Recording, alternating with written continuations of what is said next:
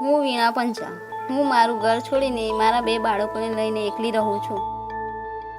એની ચિંતા મને કોરી ખાતી કે કેવી રીતે પૂરું થશે. પણ જ્યારે મેં લવાજમ ભર્યું ત્યારે સેવાની સભ્ય બની ત્યારે હજારો બહેનોનો સાથ અને સહકાર મળ્યો. મારી હિંમત વધી.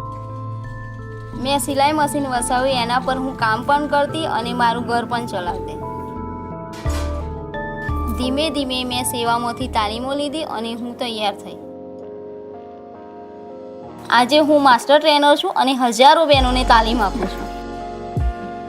મને રોજગારી મળી અને બીજી હજારો બહેનોને પણ રોજગારી મળી.